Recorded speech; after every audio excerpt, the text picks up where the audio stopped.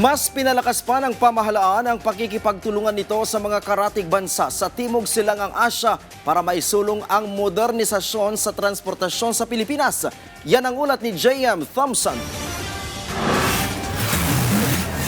Malaking tulong ang suportang maibibigay ng mga miyembro ng Southeast Asian Nation o ASEAN para sa railway projects ng bansa. Yan ang nakitang halaga ni Department of Transportation Secretary Banoy Lopez sa naganap na ASEAN Railway Conference 2026. We call on our ASEAN partners to continue working with the Philippines, sharing knowledge, technology, and expertise as we pursue integrated and interoperable railway systems across our region. Ang commuter na si Alyssa Torres, malaki ang pag-asa na makatutulong ang pakikipagpulong na ito sa mga karatig ASEAN para maibsan ang kalbaryo sa araw-araw na pagko-commute. Totoo yung sinasabi nila na kapag sobrang haba nung kino-commute mo, yung haba ng biyahe mo, parang papasok ka pa lang, parang feeling mo pa uwi ka na. Lalo sa akin kasi from Valenzuela to Guada ako, sobrang layo talaga nung binabiyahe ko.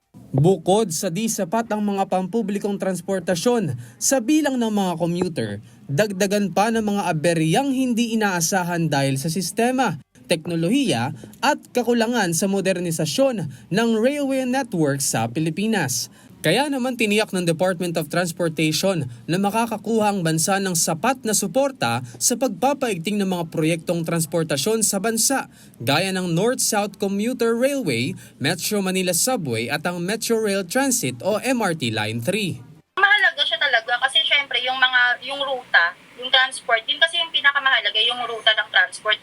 Actually, nahihirapan talaga yung commuter actually sa paglilipat-lipat talaga. Like for example, from Carousel, lilipat ka ng MRT. So if meron silang na ginagawa na mahabang ruta, much better siya kasi unang-una, hindi ka na magpapalipat-lipat. As emphasized by President Ferdinand Marcos Jr., it is time that we end the suffering of our commuters by building and investing in modern and efficient mass railway transit systems. Giit din ng kalihim ang kahalagahan ng pagbabahagi ng ASEAN para maisulong ang mga makabagong paraan at tulong sa pampublikong transportasyon. Malaking tulong siya if ever kasi for sure, mas advanced yung railway systems ng mga nandun sa ASEAN.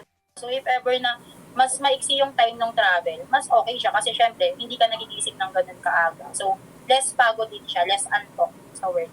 Makatutulong din ang mga international development partners hindi lang sa mga makabagong paraan, kundi maging sa negosyo at pag-unlad ng bansa. With these game-changing projects, we can transform the entire landscape of the Philippine transportation. But to achieve this, we would need help and collaboration from our partners and friends from ASEAN countries. We all must demonstrate our solidarity as it is in our best interest, and we owe it to future generation. A better future and an upgraded standard of living and quality of life for all. J.M. Thompson, para sa Bayan.